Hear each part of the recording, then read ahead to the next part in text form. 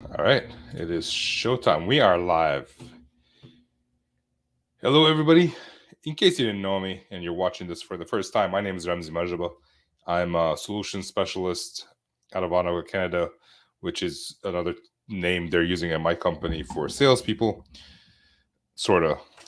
But I've been a sales engineer for a long time. And I like to talk about sales engineering, helping individuals get better at sales engineering, helping companies get better at sales engineering too, because most companies don't know how to do it, especially brand new companies that are still trying to figure it out. Not shaming anybody, but it is just a matter of fact. So, if you're new here, please make sure to comment, make sure to let me know who you are, where you're from, what you do, and I appreciate you being here.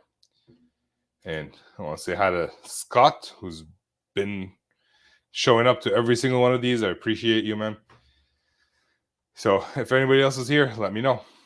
And today we're talking about POC/POV. Now, if you don't know what POC is, I think I mentioned what it is a few weeks ago, but hey, I'm not expecting everybody to remember this. But oh, nope, that's not what I'm looking for. I'm looking for text because I'm like, POC stands for proof of concept. POV stands for proof of value. So there are other terminologies used for these things like pilot, trial. All these words mean the same thing. And one of the main misconceptions I want people to understand, or not main misconception, I want something to people to realize that POVs and POCs are not free. That was a dramatic pause. So, just going to leave this banner here. So, POCs and POVs are not free. What I mean by that isn't that customers have to pay for them. It just means it is one of the most time sensitive, time consuming, all consuming aspects of our job as sales engineers. So, what does that mean? One of the biggest mistakes I see salespeople do is when a customer mentions that they want to try out something, they just say, "Oh yeah, we can do that. I can just send you some, or my SE can just send you some licenses and you can give it up." Now, even if you're selling a software,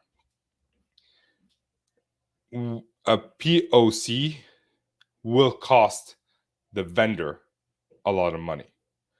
Why is that? Well, if you have any ideas in the comments, please put it in there. But I'm going to start talking about why it is time sensitive. Well, if we go back to the sales cycle, a POV comes towards the end of the sales cycle. If we consider, we have the lead, qualification, discovery, and demo, and then POC, POV. If you do well, generally speaking, the negotiation and proposal negotiation is fairly short. You can do it pretty quickly. And if you don't do it well, then you lose the deal. Well, here's the thing about the POC. So you've already put in so much work to get to the POC.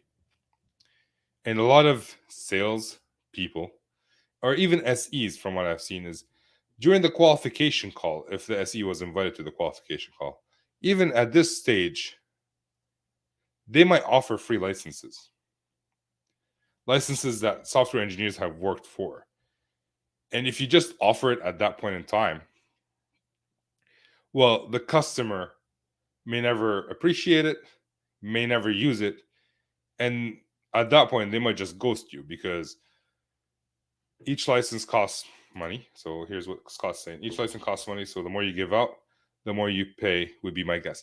Yes and no. I mean, yes, it costs money, but at some point, if you sell enough, it won't cost any more money. You've already recuperated your money, and it's just you're making, at that point, you're just making revenue, making profit. But if you think about it from time perspective, you're putting in your time to actually help them with the POC POV. So when you put in this when you provide the licenses, a few things could happen. They could not look at the license, not even install it, and not use it. At which point you just provided the licenses for no good reason, and the customer didn't get any value from that. Or they could use it, but not use it effectively. Just look at some, like, they wouldn't know how to use it. They just do some stuff, and then they say, you know what, this is useless for me, and you just lost a deal, which could have been a win if you had shown how the product could help them.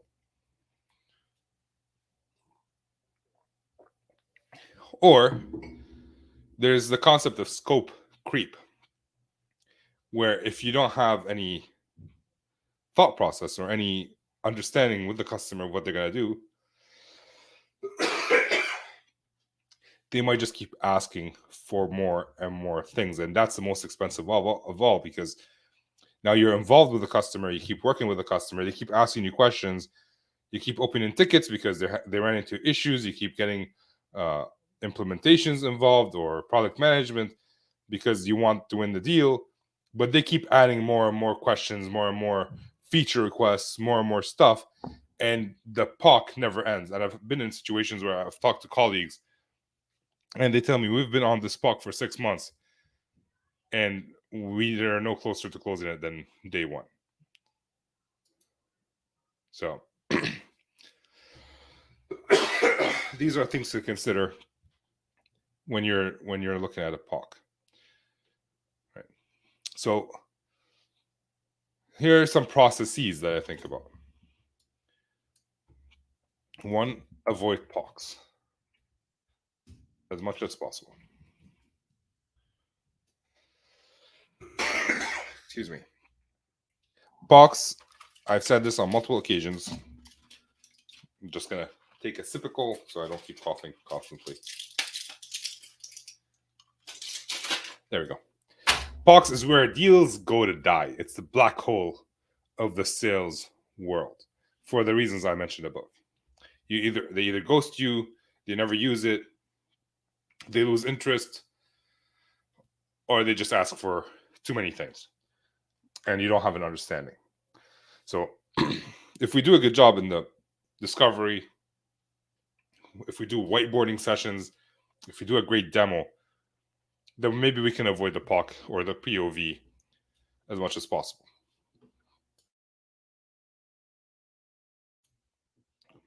But it's like a demo. It's not always possible to avoid, especially if it's a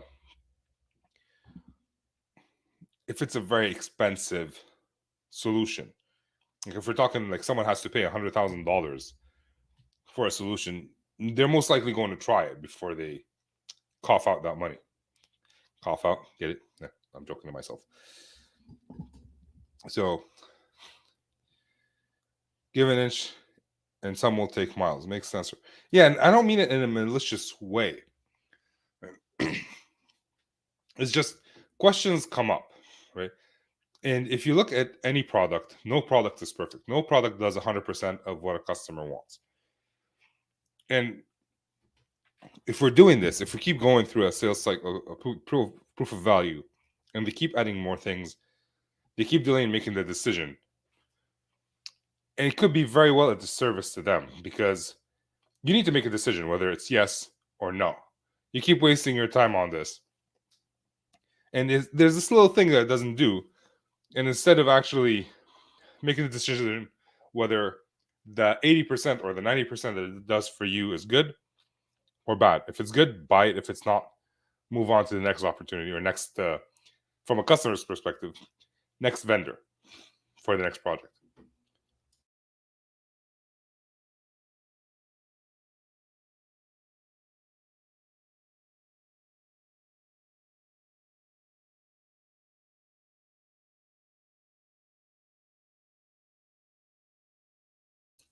By the way, I'm recovering. I'm getting better, but still, I'm not 100%. So I might be coughing for a bit. So avoid POCs and POVs as much as possible. 2, who's going to do the POV?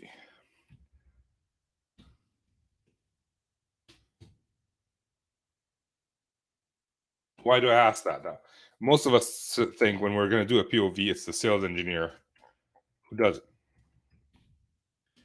But some companies have POC engineers, and their job is simply to do demos and proof of concepts. Now, this is usually true for more complex products. Like if we're talking about networking, if we're talking about security, there might be an entire team dedicated to do POCs and POVs. Right? So if it's a startup, how complicated is the demo or the proof of concept? Should the sales engineers be focused on doing something else versus spending a lot of time in the POC and the POV? Right? If there's hardware involved, who owns the hardware? Is it going to be in the POV lab? And when we look at POC engineers, it's usually with hardware solutions, not software, at least in my experience.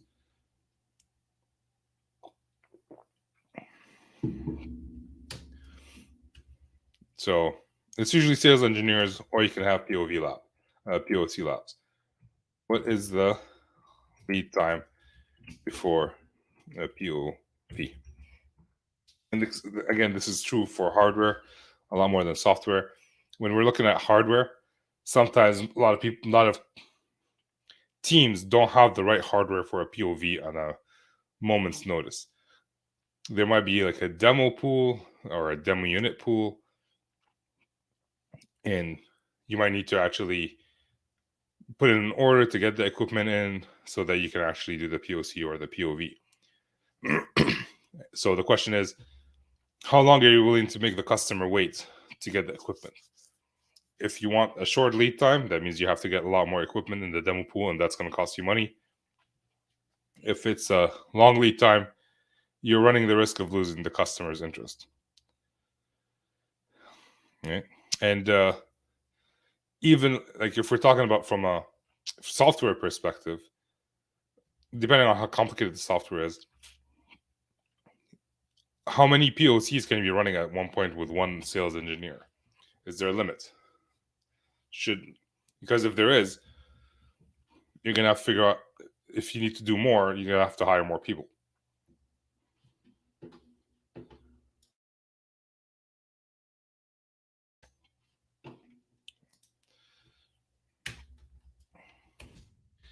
What else? What else can we think about when we're doing a POC or POV? And how long is a POC slash POV? I'm going to use them interchangeably, POC or POV. But how long is a POC? Like again, if we let the customer set the timeline, they can have a 3-year, 5-year, or 10-year POV because they're going to end up using it in their lab as much as they can, or they're going to use it to do the job that they need to do today, and then get rid of it tomorrow when they don't need it.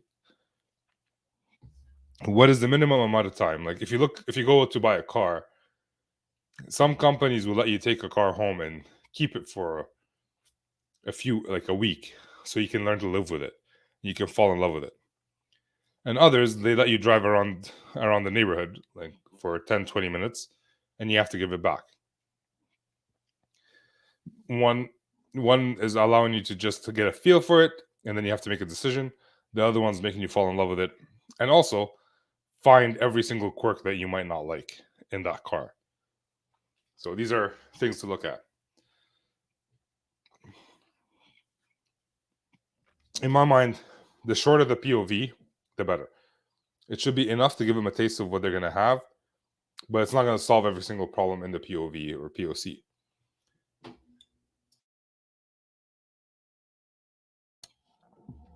So that's something that is needed to be decided. And by the way, for those who are listening who are like trying to get into sales engineering, this is a question that I was asked quite a bit in an interview. If a customer says, "Hey, can I get a demo license?" What would be your response? So I'm just going to give a free tip here. The response should be, "Mr. or Mrs. Customer, I'm happy to give you the licenses. In order to do that, we needed to get a few things done. We need to understand exactly what you need and who's going to do it, and so we need to have a plan. Because in my experience, if you don't do that, it ends up wasting your time and hours because you won't know how to do it, you won't be able to use it, and you might not get the most out of it, and we'll both lose interest in this. So can we meet up to understand exactly what you need to do so we can have a plan together? It's a bit of an investment ahead of time, but usually works out best. So here's a free tip.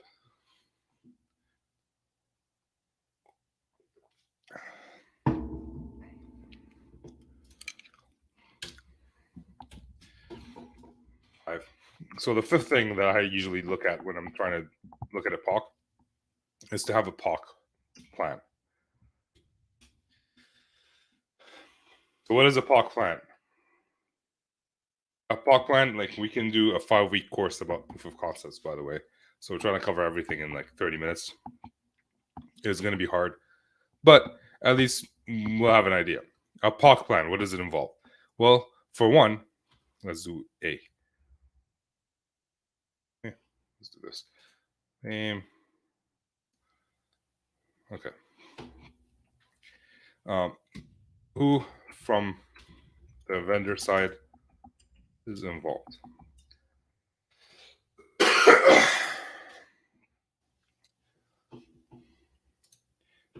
But well, let me just do one thing. So who from the vendor side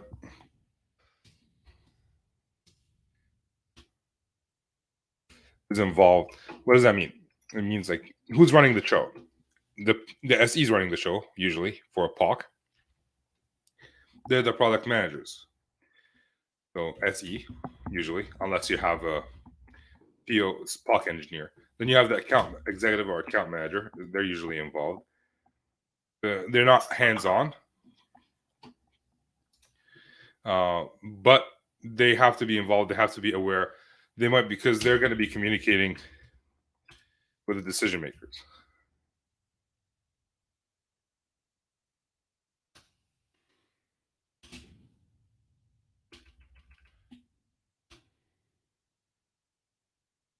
So they're going to be talking to the decision makers so that they're aware of what's going on. If something bad happened, they're going to be comforting them. They're going to be letting them know, hey, we're good. Don't worry. And all that. See, like product management.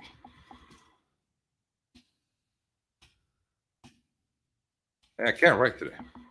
It is late. So product management. Now, this is especially true for strategic deals, for big deals that we're trying to win that could change the lives of everybody who works for the company. Let's take an example of a firewall vendor trying to sell to AT&T. AT&T is a big company, and they don't just buy one firewall. They buy a bunch. And if they buy once, they're going to buy again. They're going to need to upgrade. If you get them to like you, they're going to keep buying from you over and over again. So that's a strategic customer, someone that's very important. So when you're doing this talk with the strategic customer and something bad happens, you want someone from the product management team to be able to jump on and help get it fixed as soon as possible. So think of it as a escalation path. Also, it's always good to have product management talk to the technical team from the customer side to build relationships, to have better understanding of what they'll need. Excuse me. I also have, as part of the escalation path, any engineer that if I need to reach out to, I can reach out to and talk to them. again, depending on the importance of the POC, the customer, how new the product is, all this affects who you can talk to. So the engineer could be like QA, which stands for quality and assurance. It could be R&D, and development. So the engineers develop the product, or the engineers test the product.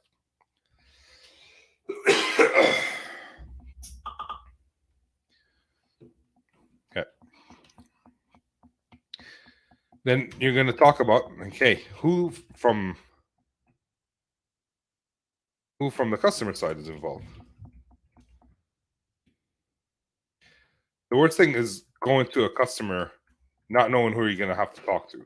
So it could be the users, right? The people who are going to be using the product on a daily basis. They're going to be the one looking at the product. Could be IT.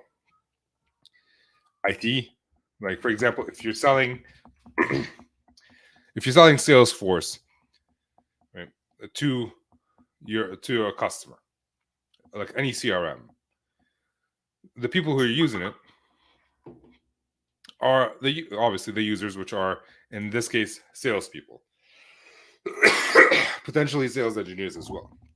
However, the people who have to implement it, the people who have to give access to those users, is IT.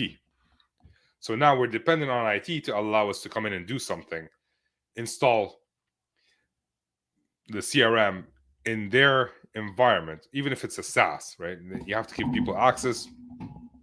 You have to, like, let's say you're trying to migrate from SaaS A to from CRM A to CRM B. You're going to have to pull out some data from CRM A to put it on CRM B so people can use it. All that is dependent on IT, who are not the decision makers. They're just people in the way, basically.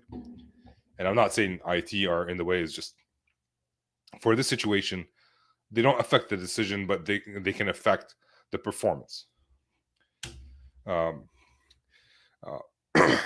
Management, or any third party that is required. All this needs to be done before we even jump onto the POC. Because if we don't have that information before we jump on, we're just not gonna, it's not going to be successful. If we don't know who we're going to need, we won't be able to do our job.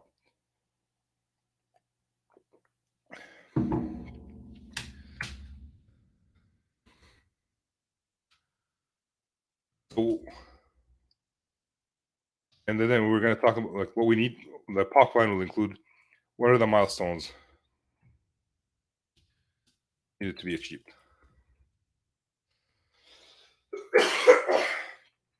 For example, if we're doing, like, again, going back to the firewall example, one of the milestones is be able to block on a 10 gig link, block 50% of traffic that's malicious. So someone needs to do that test. That's one test. And we want to be able to see it. And if we don't do that, we're going to say, no, we failed. Or like, that's just, it could be, instead of milestones, it could be like the tests we want to run, the examples we want to see, could be that. And a combination of those is a milestone.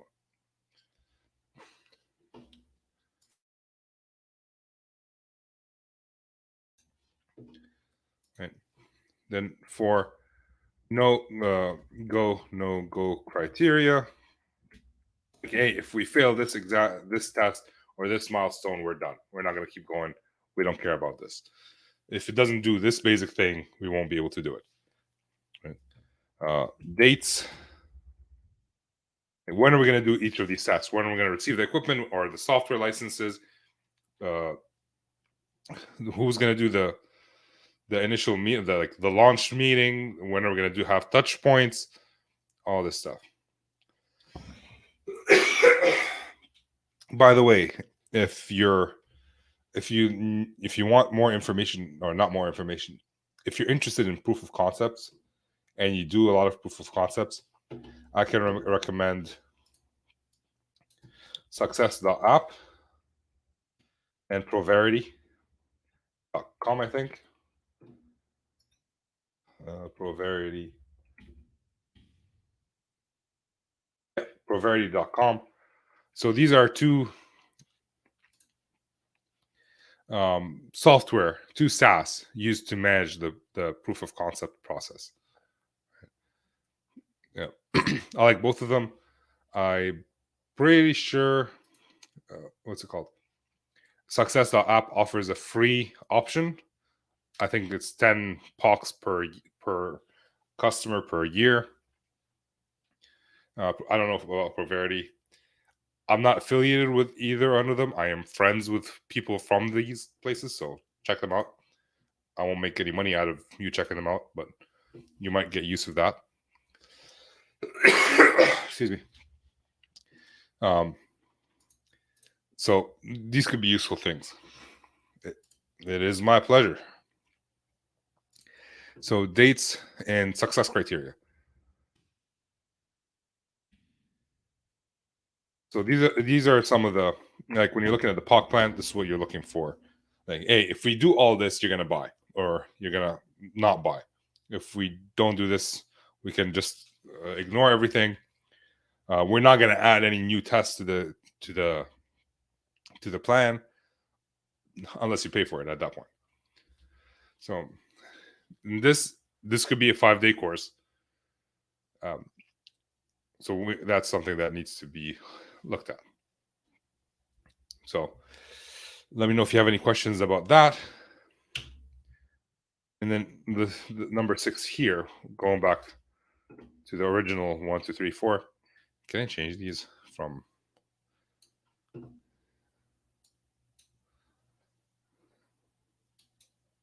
Nope. Okay, I'll just leave it like this. Excuse me. We need to look at the effect of the POC on opportunity. So something that salespeople do is always overpromise, as in, hey, we're going to be selling this and we're going to close by end of September. And then you look at the calendar, it's September 5th, and we're still trying to decide what are the milestones. So we haven't even started the testing. Okay. So this is going to affect the opportunity. Usually a POC from launch to end is 2 weeks, for example. We haven't started it, and then you have to negotiate for 3 weeks. Now you know that you're not going to close by the end of September. So this gives visibility to the higher ups.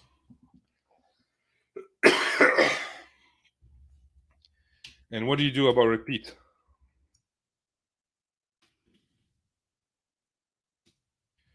As in, like, hey, AT&T asked this firewall company for a POC in 2020. In 2020, they went with a competitor.